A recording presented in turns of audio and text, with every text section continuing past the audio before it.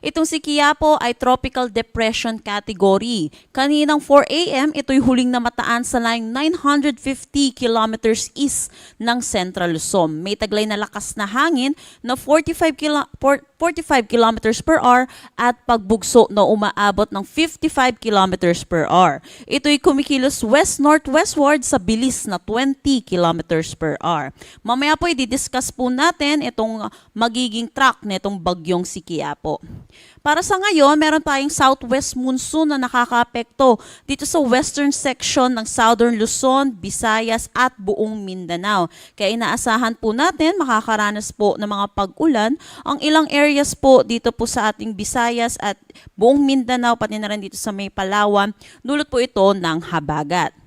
Nakikita din natin dito sa ating satellite imagery, malayo pa sa kalupaan natin itong si Bagyong Quiapo. Kaya yung trough or yung extension ng kaulapan nitong Bagyong si Quiapo ay magdadala ng mga kalat-kalat na pag-ulan dito sa may Bicol Region, Eastern Visayas, pati na rin sa may Romblon.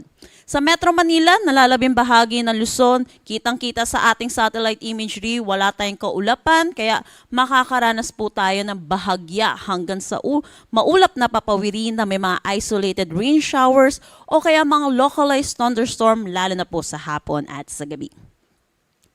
Dahil dito sa bagyong si Quiapo, meron na tayong tropical cyclone wind signal number 1 sa Batanes, Cagayan, kasama na ang Babuyan Islands, Isabela, Apayao, Abra, Kalinga, eastern at central portion ng Ifugao, Ilocos Norte, Ilocos Sur, northern portion ng Aurora. Baka magtaka po yung ating mga kababayan dito po sa may northern Luzon. Meron po tayong bagyo at meron na rin po tayong mga tropical cyclone wind signal. Pero bakit maaraw pa rin po dito po sa aming lugar? Dahil po nagtaas po tayo ng tropical cyclone wind signal number 1 na may lead time na 36 hours bago po niyo maranasan yung malalakas na hangin na dulot nitong bagyong si Quiapo para po makapaghanda po tayo. Para naman sa ating forecast track dito sa bagyong si Quiapo, gaya po ng sinabi ko kanina, malayo pa po ito dito sa ating kalupaan. Inaasahan po natin bukas, posible ito maging isang ganap na tropical storm category kung saan na pinakamataas po nating tinataas na tropical cyclone wind signal ay signal number 2. Posible po itong mag-close approach or mag-landfall dito sa may Babuyan Islands.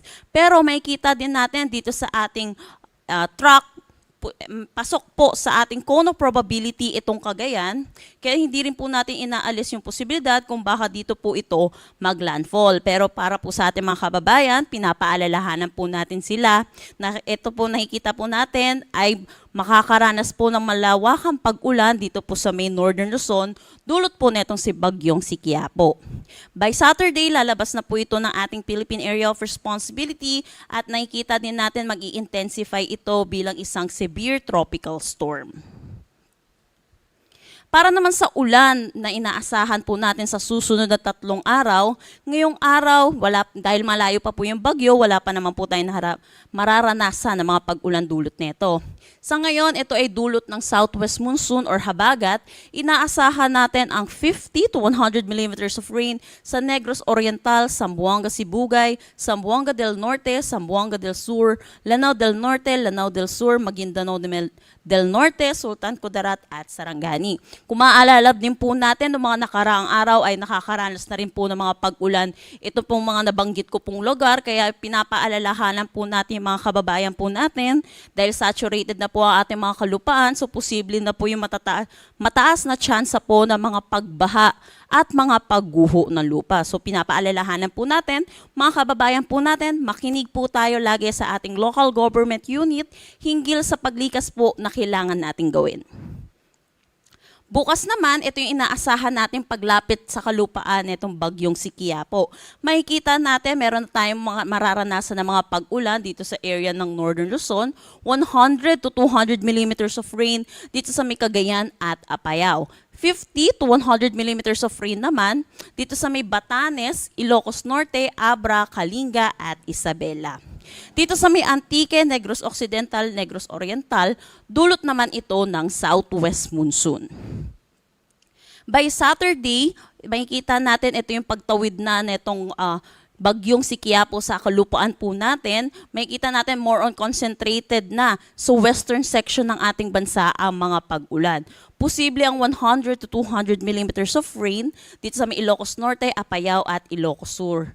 Dito naman 50 to 100 millimeters naman po dito sa mga color yellow po natin. And makikita din natin na babawasan din yung areas na makakaranas ng mga pag-ulan dulot naman ng southwest monsoon. So ngayon, mga hangin inaasahan po natin, dulot po ng southwest monsoon at yung paligid po nitong bagyong si Quiapo. Ngayong araw, kahit wala pa po tayong nararanasan, wala po nakataas na tropical cyclone wind signal, inaasahan po natin yung malalakas na bugso ng hangin ngayong araw sa malaking bahagi ng Mindanao, Siquijor, Bohol at Southern Leyte. Bukas, ito po yung paglapit niya po sa ating kalupaan, ay nakikita natin malaking bahagi na ng ating bansa ang makakaranas na malalakas na bugso ng hangin kahit wala po tayong tropical cyclone wind signal sa ating mga lugar. By Saturday, most areas ng Luzon, most areas ng Visayas, Zamboanga Peninsula, Misamis Occidental, Camiguin, Dinagat Islands at Davao Oriental. Sa ngayon, wala pa tayong nakataas na anumang gale warning sa anumang seaboards ng ating bansa. Pero pinapaalalahanan po natin mga kababayan po natin na posible po tayong magtaas ngayong araw ng gale warning dito po sa area ng Northern Luzon. So yun po, pag meron po tayong gale warning ay pagpaliban po natin ang pagpalaot sa karagatan po natin.